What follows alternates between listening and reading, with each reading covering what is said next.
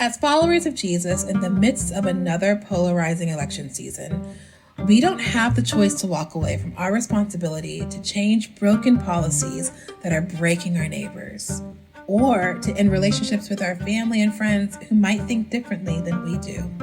That's why this season of the Everyday Peacemaking podcast is exploring how we are to engage politics as citizens of the Kingdom of God and the United States. It's going to be hard and messy, but it's holy work, and we're here for it all. Thanks for joining us for Peace in Politics, becoming everyday peacemakers in and outside of the voting booth.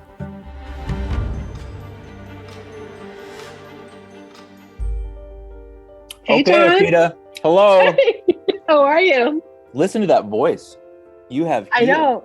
Resurrection has occurred. Yes, I'm not death warmed over. I resurrected. Never fear, she hath risen. Yeah, no, I'm so glad to be out of this because my kids went back to school. So I get to enjoy my house, a quiet house with full health. So hallelujah. How are you? I know that big things are going on in your life.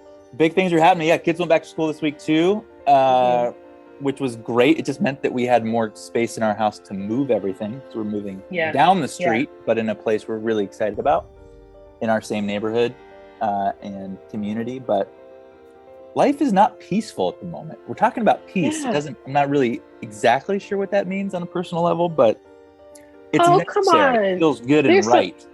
Right, but there's some flourishing going on in your life. And it's peace. Flourishing. True. God's dream. Dream. I describe peace as God's dream for the world as it should be. And I feel like God's dream for you and your family is to be in that house.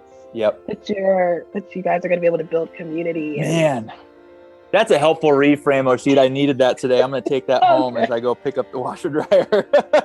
Well, we'll talk chaos and the peace. Yes. Yeah. Well, I mean, we're talking about reframe. Our guest today was somebody who has really helped reframe a lot of the way that I have been thinking about politics. So we have Nikki Toyama-Szeto on today. And I caught myself saying a couple times, wow, I like the way that you said that. That's a reframe. That's a new way of thinking. Yep. So I don't know, I guess maybe I'm bringing the wisdom and gentleness of Nikki into this conversation as you're processing your move. That's right. I mean, she is like, I think as you listen into this conversation, you are going to be invited into someone who's done some deep, soulful work and practical advocacy. And she invites us on a spiritual formation journey, which is really refreshing. Yeah. So enjoy, everyone. Hope you love this conversation with Nikki Toyama-Szeto.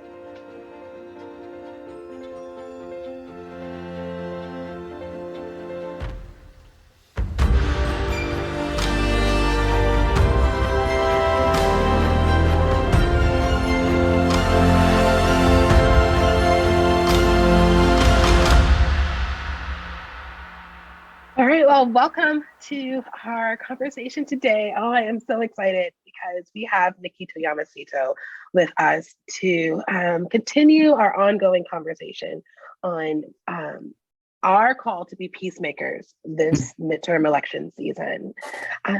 Nikki, I'm so glad that you are joining us to talk about peacemaking in politics. And just to lay the groundwork, I want to let you know kind of how we have been having this conversation here on the podcast so far. So there are kind of three definitions or assumptions that we're working with when we're talking about peace in politics, which I think as I followed your work, and as I have learned from you, I think that I've seen you lead us in extraordinary ways in sort of these three ways of engaging with politics and peace. And so when we talk about peace and how I've seen you lead, thinking of peace as the holistic repair of relationships. So we want to think about all the different aspects of a relationship that has been affected by the conflict and division that often happens with partisan conversations when it comes to politics. And we want to explore how we heal those areas interpersonally, interpersonally, and systemically. When we talk about peacemaking, I often like to say, John and I often like to say, we're not talking about peacekeeping. And that is something that I have seen you lead us so well with, is inviting us to be brave enough to have hard conversations, not to hold the status quo, which I think is peacekeeping, but actual work of peacemaking. So moving towards conflict, having difficult conversations, being brave enough to offer empire or critique to the empire and the way that empire continually oppresses people, and being a voice for those on the underside of those of empire, making room for them to express their discomfort and seek change for them. But that's the work of peacemaking, and I've seen you lead us in that work. And so we're asking, how do we think of peacemaking from that perspective? And then what are the tools that we need to do that work well? And then the last thing that we think about when we talk about politics, we're not talking about partisan red and blue necessarily. We are talking about, how do we order ourselves as a society? What does a collective flourishing look like for all of us? And how do we work together to accomplish that? And so to that end, I am so excited that you're with us. For those of you who are not familiar with Nikki, Nikki is the executive director of Christians for Social Action. And so she helps us with that, with how to have faith-fueled engagement with our social issues. So how do we marry peacemaking and politics together? And so, Nikki, one of the things that I have loved about you and your particular leadership is you are not afraid to acknowledge the fact that you, as an Asian American woman, bring your full, whole self into this work of peacemaking. And I also think I heard you once call yourself, what was it, a disruptor? I've heard you reference disruption and entering into that. So I want to learn a little bit more about you. How did you get to that place? I heard a story about your great aunt in Malcolm X, and I also know that your grandfather was really important to you. So tell us a little bit about how you stepped into this work, particularly in your identity as an Asian American woman with leadership gifts. Yeah, no, absolutely. Thank you so much for having me. And I just love this conversation and the space that you all are holding. I got into the work of justice and peacemaking in a way that I think was a little bit of a funny way. I think one of the things that came out of, I'm Asian American. And so my family story, where we came from and all that kind of thing is it's like part of my present. You know, it's not a history that exists, but it's there's a deep connection, I think, with both the history and also just kind of like a larger story. And I think one of the things that was really formative for me is my grandfather was part of the mass incarceration of Japanese Americans during World War II. And he's down from the Los Angeles area, and his family was, sent to the camps. And there's a picture that I have that was in a magazine with him in his American U.S. sergeant's uniform and his parents, and they're all in the camps with his brother. There's a picture right before his parents were deported to Japan. So I just feel like in that picture kind of captured the three different experiences that Japanese American folks had. And I think there was something that was pretty powerful for me about this, the way that experience of having your own government kind of turn against you and incarcerate you, the way that folks were treated and that sort of a thing, that as I came into my faith, realized that where there isn't a lot of record of people sort of standing up and calling out that injustice, I wanted to be a person who sort of bears witness to God, who is a peacemaker, who is one who is a maker of things being right, and that there is faithful actions we can take today that both restores what happened in the past and sets up new patterns and foundations for the future. It's like a paraphrase of Isaiah 58. Yeah. So I think I'm very motivated by that. But I felt like in the US context, it's like, what are Asian women allowed to do? Like they're allowed to be like newscasters and like the villain in like a superhero movie. Like, what are we allowed to do? And actually, it was a story of my great aunt, Yuri Kochiyama, who really like helped me to recognize, like, no, participating in this peacemaking today, engaging with systems, that is just normative for Asian women. So Yuri Kochiyama was a companion, one of the people who worked alongside Malcolm X. And I think the thing that I really draw from her and her life is I love the way that she walked and journeyed both with integrity in her own story and alongside others who were kind of co-agitators in this unjust world. And so I think that I feel like she embodies something that I sort of dream would be true. So as you have been in the space of leadership, and as you have just watched what has happened in the past couple of years, how have you shown up? Like, what has your, social action and engagement look like in the midst of all that we have experienced in the past couple of years, the election, the pandemic, even as a faith leader, a lot of questioning of our identity and our discipleship to Jesus as it's connected to our politics. So what has the last couple of years been like for you, and how have you shown up? The last couple of years has been exhausting. I mean, can we just forget the last couple of years? Is that an option? Yeah. I think as you're asking the question, I think the thing that comes to mind is the word embodiment and bearing witness. So I kind of feel like I've been trying to just show up, and part of it is sort of bearing witness to the character of God, right? As a peacemaker, as one who renews systems and renews people, who renews places and lands and stories, but kind of trying to show up. And I think the couple ways that has looked like, sometimes it looks like protest.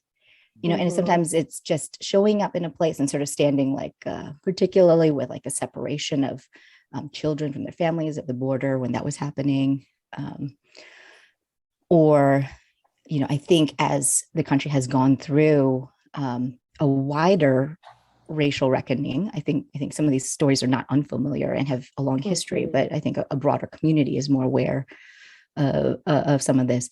Part of it has been showing up with my body in a place and trying to be present and sort of declaring what I understand to be God's invitation to his people.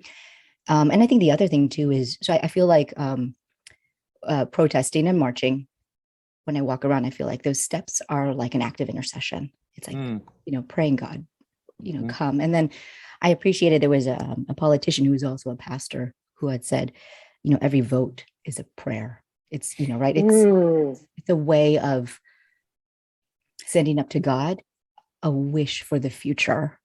And, so I think that there's been this renewed understanding of both the invitation interpersonally and in our personal relationship with God, but also in recognizing the way that God is inviting us to also participate in the work that he's doing to renew systems in our society and institutions.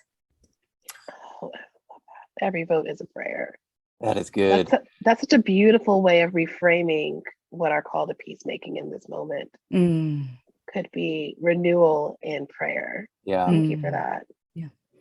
So you mentioned systems and structures, Nikki, and that's where we want to jump in a bit in this conversation, is asking these two big questions. How do we understand our engagement in politics as a peacemaking practice on a systemic level? And then on a relational level, how are we maintaining our convictions and our relationships with those who might think differently than us? But let me start with the first one and a bit of a backdrop, because it's so unique having someone like you, who we've known personally and worked together, but the story is actually much further back when you look at your organization. Evangelicals for Social Action, started by Ron Sider. That's right. That's right. Sider, who just passed away recently, and his legacy carries on. Yeah. But when you talk about politics and peace, I mean, this guy was at the center of it. We talk about 1970s, and you get so much press about the religious right. And then there was this kind of subversive community, Ron, Jim Wallace, and others, representing quote unquote the Christian left, Tony Campolo and the Chicago Declaration. Like, those of us do some history here. They were trying to call us to a peacemaking ethic in the political sphere. That's right. 50 years ago, in the midst of like cross and country empire marrying religion and the religious right at the same time. Yes. It gave birth to the organization you now lead, which is now Christians, using the word Christians instead of evangelicals, which I think is interesting. Right. So here's my question. It's a bit twofold. One, why do we need to think about peacemaking on a systemic level, and how does that engage with politics?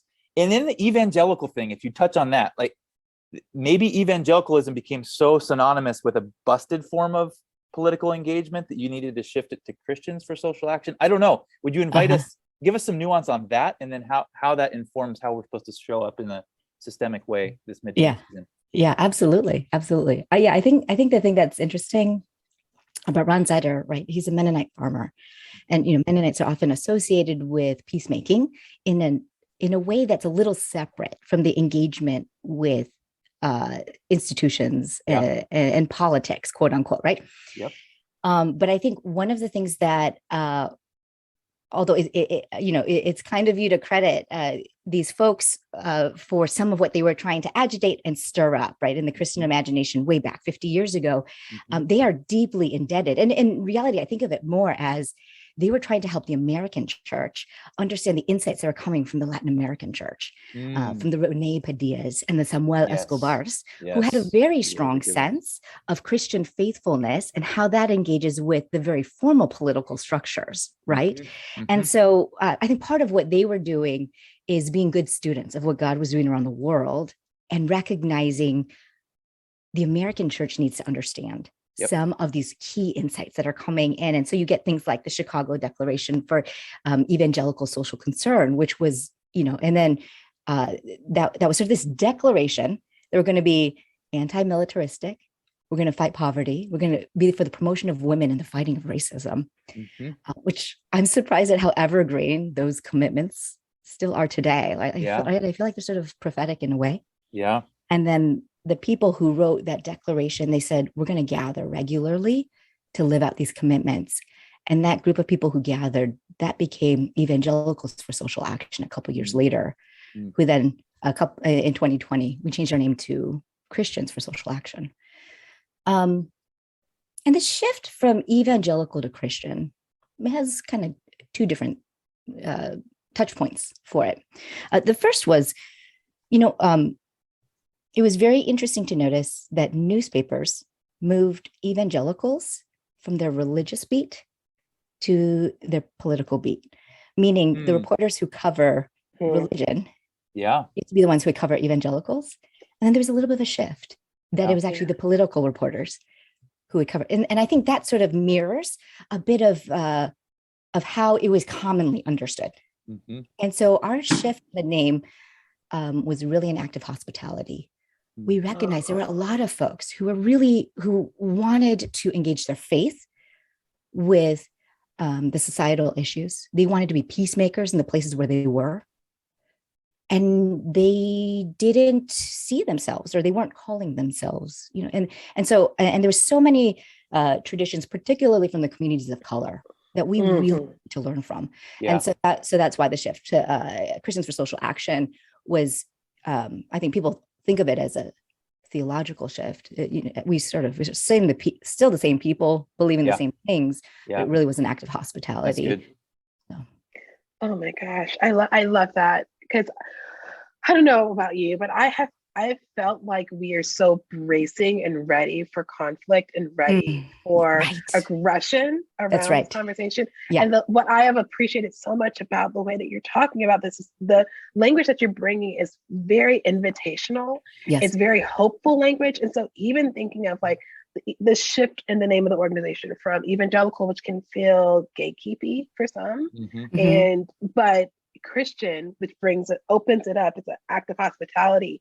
And I think also too, when I think about peacemaking and politics, that idea of being a Christian, like how would Jesus look in this? What is Christ like going back to that? That's right. I think that it's incredibly hopeful. So thank you for just that language too. I am, I identify with a lot of our listeners when I enter into this conversation, because I am often thinking about our second big question. Okay, great.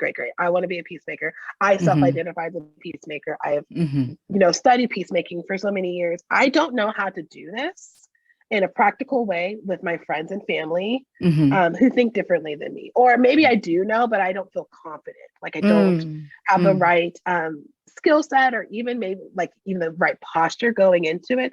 So when we think about being peacemakers in conversations around social action, around conversations around politics, yes, how do you engage with conversations with people, friends, family, coworkers, like, well, maybe not so much coworkers, but like people who disagree with you around this? Like, how do you Nikki, do this? Yeah, I would say I have learned a lot through making a lot of mistakes. One of the things that Christians for Social Action did a year or two ago was right before Thanksgiving, we did a webinar on how to talk to, like, how to basically go back home for the holidays and how to talk with your family in these really divisive times. It was like our most, attended webinar. But I think kind of the main framework is sort of that I think about is, and I'm indebted to Kristen Komarnicki, who's our senior director of dialogue, about this. But she uses this phrase of a unity that's deeper than agreement. And I think that's some of the invitation to the Christian community, is something about a unity, because I think we usually think of unity as synonymous with agreement, and so therefore, like, but what does it mean to have a commitment, a common commitment, a common identity, part of the same Christian family, or part of the same biological family that has the resilience to make it through disagreement? Or can we only get along with those who agree with us? And then that's going to have concerning implications. And I think one of the things that I have found to be helpful is trying to have some points of curiosity, so believing that I think if you kind of go, oh, they think that way because they're deluded or misinformed. All sides think that. Everyone thinks that they're the one who has the most information, that those who disagree actually have less or faulty information. What are the things that sort of shape the landscape of the disagreement? So I think something about having a level of curiosity, and if you can get there, empathy. I think curiosity is an okay place to start and to end. But I think if you're able to have some level of empathy for, okay, why is what this person's saying make a lot of sense for who, like, how can I understand something about their story that this explanation makes sense to them, or that this posture or position makes sense to them? And if you can get to a little bit of empathy, I think that's one. But you don't have to change your mind. But I think part of it is it's embodying peacemaking in the midst of the disagreement, right? How do we show up when we're kind? And if you come from a Christian framework, how do you show up with kindness and with affirming the Imago Dei in the other person, in the other community? And at the same time, feeling assurance in the story that God is revealing in and to you and through you and your community. So I think there's those are some of the ways. I think some of the actual questions that get me, if it's an actual conversation, is, can you tell me more about how you came to that, or where are the places that you're seeing that happen, or it sounds like there's a story behind this, like what's up? And I think that's the other way that, at least in an interpersonal, and particularly with, like, I'm going to call it formal politics, like the political system politics and divisive issues. I found that if you can engage with the issues more through people and stories and try to sidestep the talking points, I said, how do we try to keep each other heart to heart a little bit open? But I'm going to say, if you are in a place of not having power, you also have to be protective. It's not hearts wide open, like, damage me and injure me. No. That's not smart either. So that's why I kind of would say curiosity is enough. You don't have to go all the way to empathy. But I do think, as we talk about politics in particular, and politics as you've defined it, one of the main frames that I also really pay attention to is, what's the power lens on this? And that affects how I show up as well. Am I bolder about speaking my truth? Or am I more curious and inquiring and just present. So that is usually informed. My posture is usually informed by what I understand about power in the space where I'm showing up. So I hear you saying that, not necessarily, it's a bit of a both and in using discernment based on the power structures of the social context. You're not saying everyone, despite gender and race and otherwise, jump into every conversation with curiosity and with empathy, because in some cases that can actually re-traumatize people. That's exactly that right. are already being trampled on by all these exactly systems and relationships. I have a question around, like, how do we understand then how to engage? Father Greg Boyle says there's no us and them, there's only us. Like, we have this binary, there's us and there is them, and he invites us to like collapse this gap between us and them, which gets us close, allows us to be curious and grow in empathy. I think it's a beautiful vision. But how do we do that without compromising conviction, like our own convictions, or paying attention to those power dynamics? Because we want to be curious people. I think that's a beautiful fruit of the Spirit. I think anytime we can grow in empathy, we're going to honor the dignity and the humanity and the image of God in our other. But how do we hold all that in tension with convictions and these power structures? Yeah. And I'll say, as I hear it, with all due respect and great admiration for Father Boyle, as a person of color hearing that, that usually means I have to suppress about 80% of what I bring to the table in order for me to enter into the us. So how creative can we be about our definition of what us looks like? Yeah. And is us robust enough to reflect both not only individual expression and the contribution, but also the distinctives of communities who are coming together within a loving relational covenant? Yep. So, I think that's like a little bit of a longer, maybe a complicated conversation of what that shows up. So I think it's happy to kind of, I think Protestants need to live into a little bit more mystery. It's something I appreciate from the Orthodox and the Catholic folks. It's like, hey, I'm not sure, but okay, there's something we're journeying towards, and maybe in a few more years, I'll have the capacity to appreciate whatever God might be revealing. So all that to say is that I do think that if the us is defined by kind of a common covenantal relationship, it doesn't necessarily translate to the us as we all must become one form. Do you know, does that make sense? So there's sort of this, like, we have this loving commitment to each other, to our community, to our God, that holds us together. And is it robust enough to also help us navigate the disagreements, the tensions, and the distinctives? The thing to me that I just really puzzled is that, and this is such a mystery to me, that there are folks who wish me harm and who back everything that really means violence to me and to my people and to my body and to my children. And yet they name the name of Jesus. And then there's me, who also names the name, and God has some sort of relationship with both of us. And I don't even know, like, that to me is something of a mystery. And I think some of that it just makes me feel a little bit more humble as I try to go forward, because I think there's just some things that I don't understand, and to God I sort of don't agree with. Why don't you cut them out? Keep me, cut them out. But all that to say, I think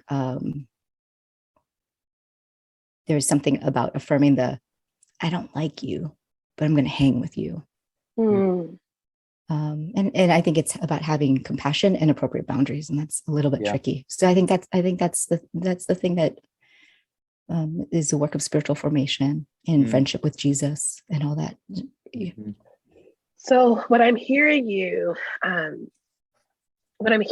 talk about, or what's making me think, what I'm thinking about as I'm hearing you talk, is something that I've heard you kind of warn us about. And it's this kind of limiting our social action or limiting our engagement to politics to single issue voting.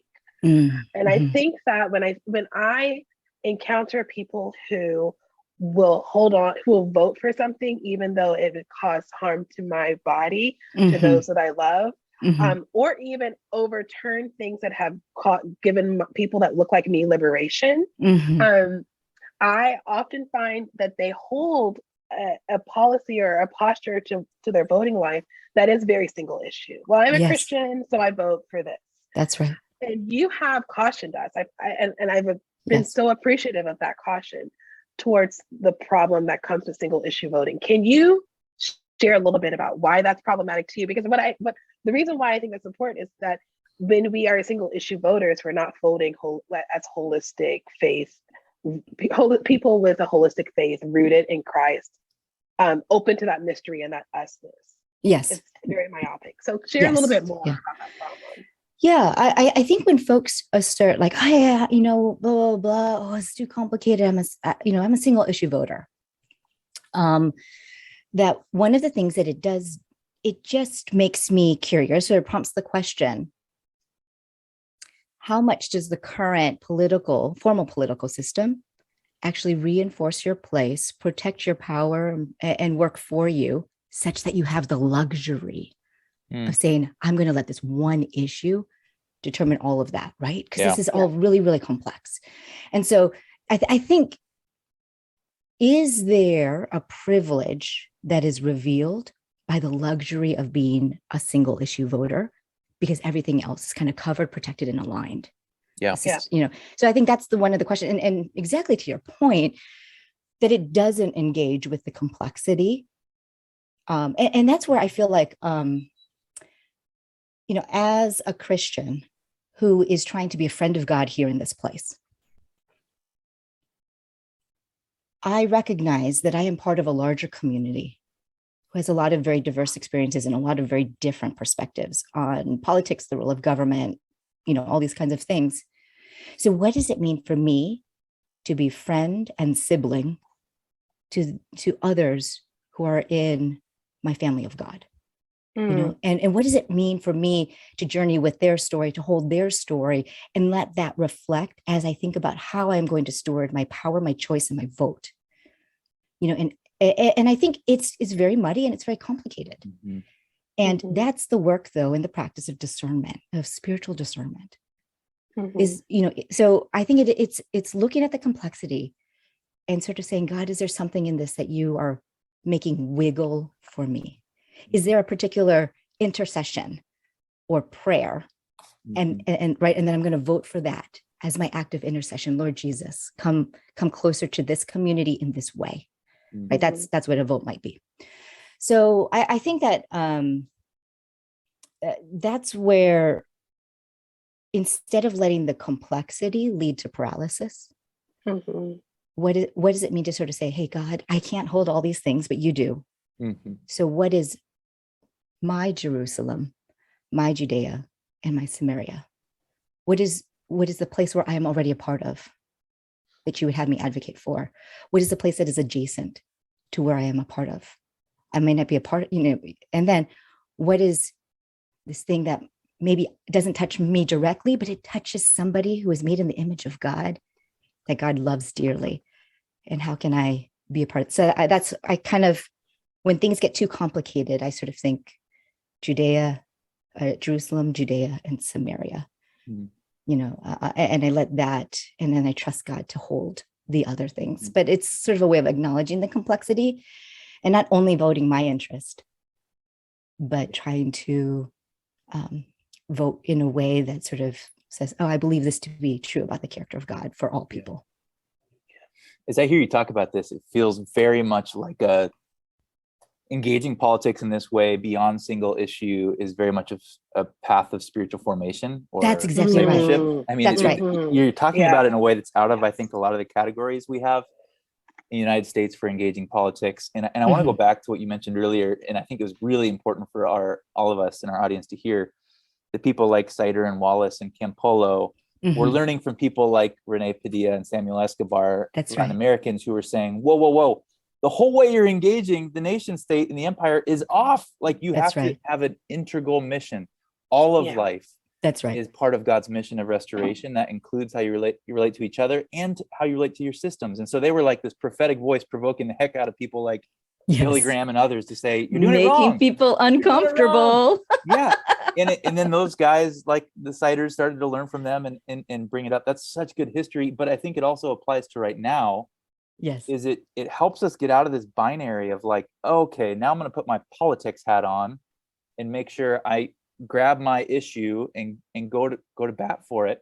There's going to be issues that are more personal to us based on our proximity and those we know. And of course, yes. But I wonder as we move towards the end, if you give us a vision for a holistic way to engage politics on the shoulders of people that have come before us who are modeling a better way in this midterm season, to see that we have to engage systems change as part of our discipleship or our spiritual formation. Yes. And we have to have discernment on how we handle these relationships around us. So I wonder if you have like a big picture vision you give us for what that looks like. Yeah. I mean, I think one of the things that I think about is it stems from an experience that I had walking in the garbage villages in Cairo, which is where people would bring a garbage into their home. And that's how they sorted through, that's how they did waste management in the city of Cairo. And it was a very ostracized group, mostly of Orthodox Christians who did this. And the phrase that comes to my mind is that when God dreamt his dream for his people, this is not God's dream. Like, it's not supposed to be this way. And so I think what is, and at Christians for Social Action, part of what we're trying to do is stir the Christian imagination for not just a very narrow lane of what Christian faithfulness looks like, both interpersonally, and systemically. But what does it mean for Christian faithfulness in all these different areas? So I think so I would sort of marry those two. Yeah. That as folks are entering into the midterm season, what is God's dream of full flourishing, both for your community, as you know and understand it, but maybe as a touch point for those who are the most marginalized, the most powerless, and those maybe who don't even have a voice in this conversation? And how can it be honoring of the Imago Dei in them?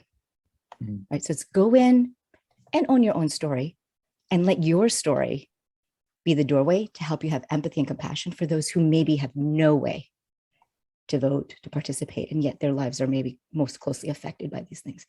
As a default, the other thing I do is I try to think about who is going to be the most affected by this decision and how can I learn or understand on their perspective on this. Yeah.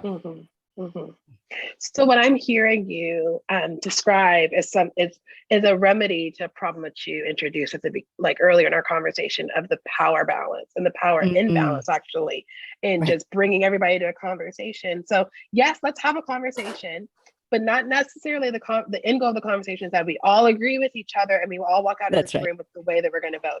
But how about those of us in power enter into a conversation with those who are disempowered who would potentially be disempowered or harmed by a vote, and ask them, why do you want this vote?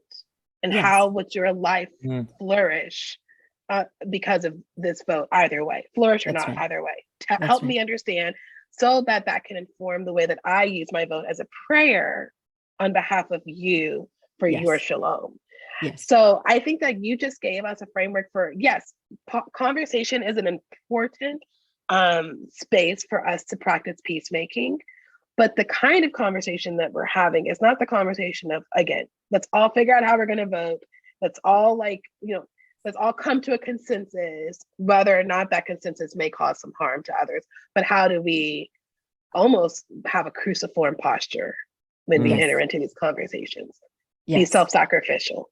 Yes. Am I hearing you right? You totally are. And I'm going to, and you put it so beautifully. And I'm going to just press on it just a little bit more to say, and we don't look at those who are being most impacted and perhaps the most voiceless to teach us on it, but how can we have an empathetic presence? I think sometimes we put the burden on those who are most burdened to educate us. So if you are in the position of power, what does it mean to sit at the feet of, but not demand education from. Mm. Does that make sense? Mm-hmm. How do you be present? And how can you, through the Holy Spirit, sometimes listen? How can you, anyway, so I think I just wanted to at least float that out there. That's good. Because I think there is sometimes a way that we don't recognize, and we have expectations of people to advocate for and say and express in the way that we can receive such things. But I would say, help me to hear it. And that's where I'd be really interested in the different ways your listeners have found for hearing some of that without necessarily, if that makes sense. So total. I was inspired by what you summed up. Well, I really have just loved this conversation. Where can we find more of your wisdom and your guidance, Nikki? I don't know if you're going to find wisdom and guidance, but you can find me. I think I'm on the internet. We're here.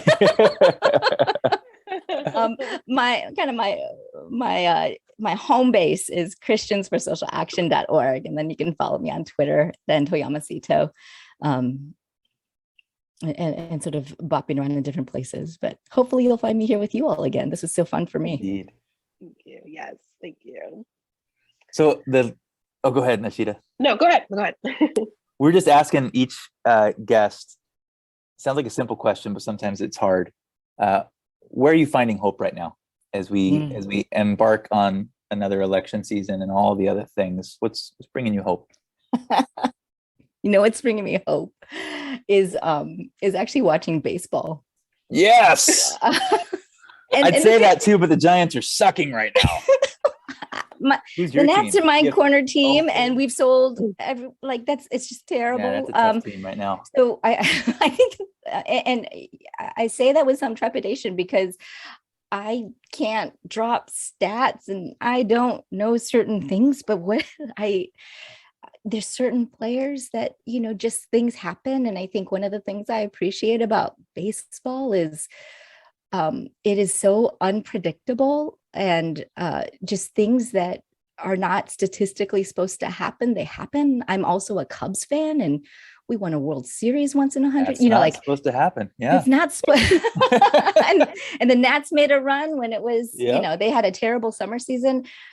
So, and it's sometimes it's boring, and then sometimes it's exciting. I don't know. Not to make more, and it's anyways, not to make more of it than it is.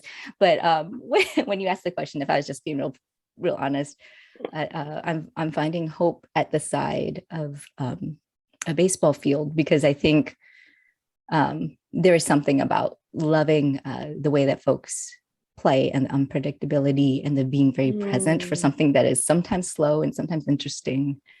But it also connects me to my history and my people, because baseball, when folks were in the camps, baseball was one of those things that folks had that affirmed their humanity. It's a thing you can do in a dusty desert.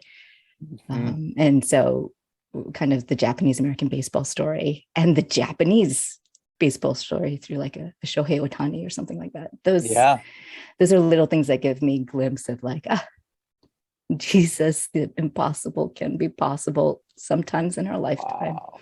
So that is a beautiful and haunting and wonderful circle back to how we started the conversation in your family of origin, Nikki, and what led you into this work. And that gives us hope. And I also just appreciate the accessibility of your response. It wasn't some theological treatise. Yes. I'm a simple person. We're everyday peacemakers here. We need some, all right, Yeah. that's real simple life. person just trying to put one foot in front of the other. Totally.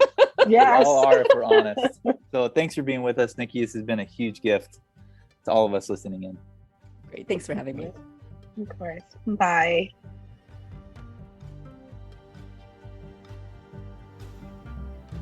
Hello, Everyday Peacemaking Podcast listeners. There's two things with Global Immersion we wanted to let you know about. First, this podcast would not be happening if it wasn't for our Embers community. This is a collective of folks from all across the country and the world who give money every single month to help fund our everyday peacemaking resources, like our monthly periodical called The Monthly Peace, our daily contemplative prayers, webinars, and this podcast. So If you'd like to join this community of funders for $5 a month or $500 a month, we would be thrilled. You can follow the link in the show notes or go to our website, globalimmerse.org, to jump in on that. Second, we're about to open up applications for our 2023 leadership cohorts. These cohorts are designed for faith leaders who want to go on a journey of discovery in the intimate company of peers and trusted guides. We want to do the slow, hard work that leads to healing and renewed vision for who you are and I am, and how we will collectively lead restoratively in the church of the future.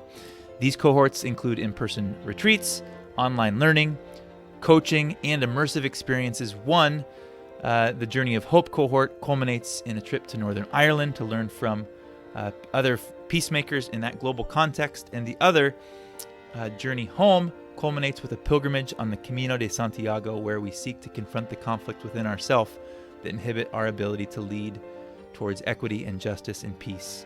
So, space is very limited. Jump on it, and you can get more information and apply in the show notes or go to globalimmerse.org/leaders.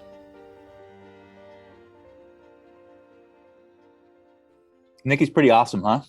She's so, oh my gosh. Her voice is so calming. Like I feel weird saying that, but I was just like, oh, we're gonna be okay. Like baseball and like prayer. We're gonna be okay. She's just like super wise and super grounded and accessible. It's just so refreshing. Well, like you already know her, John. Like you have how did Nikki and you cross paths? Yeah, it was in boy, that's a good question. I don't know if I remember the first interaction we had, but she used to work for International Justice Mission, and that's when we initially connected. And then when she took over for Christians for Social Action, a lot of our work began to overlap around ways we're mobilizing nationally around policy issues. And she's just always been someone who is she's a practitioner and is so thoughtful, and she understands that she's part of a huge story, which is, I think, the part that I was one of the things I was most grateful for about in this conversation was, she's now leading an organization that was founded by essentially the opposition to the Christian right of the 70s and 80s, and it really built this massive empire of single issue voting that associated everything with one party and made a mess of things. And she talked about the origin story, and I think it's so important for us, as we think about this from dominant culture, or in the United States, we're in the quote unquote empire. She quickly said, Ron Sider, the guy who founded the organization I lead, was important, and Jim Wallace and Tony Campolo, and these are all characters probably those of you listening have heard of. But it was the people like Samuel Escobar and Rene Padilla, who are Latin American scholars and practitioners, who those that have done some history here understand they were like provoking the status quo of the white American evangelical throughout the 50s and into the 60s. And these guys like Jim Wallace and Ron Sider and Tony learned from them, and we're trying to apply those learnings from the underside of power, if you will, to change the systems here. And I think that is so important. Where are we continuing to listen and learn from those on the underside of power and have that shape the way that we show up in the public square? And I know for me, as one who lives on the border, I mean, my learnings from my Mexican colleagues is some of the stuff that shaped me most, or my Palestinian colleagues, because they have no choice. They're fighting for their lives. And for me to say, okay, how do I leverage my privilege, like the Jim Wallaces and the Siders and the Campolos? That's a great opportunity. Right. Oh gosh, I appreciate that too, because just even in the inclusion of the leaders of color who started the work, and that like guys like Campolo and Ron Sider like are learning from, just even in the way that she brought that up, it reminds us to have a humility and a curiosity. And honestly, as a person of color, like look past the white dude. I know. A lot of dudes. Okay, yeah, a lot of dudes. Like, what are they saying? And like, who are they learning from? And then honoring that work and that voice. I don't think that's something that we have been trained to do. And so I appreciate her bringing it up, and then you like in our learning time, or her bringing it up, and then you, even in the conversation, bringing us back to the importance of that. Because I think that is a practice we don't have of doing that investigative work. Sure. And to that end, I also was thinking, like, what she brought up something, or a posture towards our social action or our political engagement that I don't think we talk about a lot. And it's this kind of a holistic life, like we bring our whole selves to the voting booth, but also that means that the voting booth is a part of our whole spiritual formation. So like, it's not just like this thing that we do, where I think as a Christian who's been formed in evangelicalism and a Christian who lives in the West, I'm very good at compartmentalizing a lot of things that have to do with my spiritual formation. Or I pray before a meal, I listen to worship music, or raise my hands at church. Like it's very good for us. It's very easy to just kind of compartmentalize. Yep. And she's saying, no. Our social action, and by extension, our vote and how we choose our vote, is part of our spiritual formation. Yes. And so we should approach the way that we plan to vote as a practice, as a part of our discipleship. So how does our prayer life affect our vote? How does community and sitting across the table, how does that influence our vote? What's our picture of God? How does our picture of God influence our vote? What is our picture of the other, the Imago Dei? How does that influence our vote? It's such a holistic way of approaching it that I appreciate. Yes. It ups the stakes, but it also is encouraging to me, because anything that has to do with my spiritual formation also means that the Holy Spirit is there to empower and equip me. And so I'm not doing it alone. Yeah. And to correct us too, right? When we get in the political space, our egos can start flaring up, and it's about winning more than anything else. Yeah. And so spiritual formation is a helpful guide. To that end, I mean, do you have a practice in mind for us? So I love that she brought up Judea, Samaria, and to the ends of the world, because that is, I feel like in our conversations, John, I don't know if you've noticed this, but most of our guests have brought us back to the local and the small. Yeah. When it talks to how we vote, how we are in the public square. And so I would say that the practice I am going to engage in this week, and that I invite our listeners into, is a prayer walk in our Judea. Do a walk in your particular neighborhood. Like, I know that like 4 blocks away from here, there's a Hmong community, and there are some murals that kind of remind us of the history of this community. I'm going to go and stand in front of those murals and pray and ask God to help me discern how to use my vote on behalf of the people who live in that particular neighborhood. Yes. So I'm going to invite our listeners to go to a place in our Judea where we can stand and pray and ask God how to use our vote on a local level. Good. Okay, we're getting practical here, friends. So take advantage of this. This is how we reshape how we show up in constructive and healing ways. So thanks for listening in. And as always, jump into the show notes, go to the website, globalimmerse.org, and download the PDF practice guide. And with that, we send you with this blessing.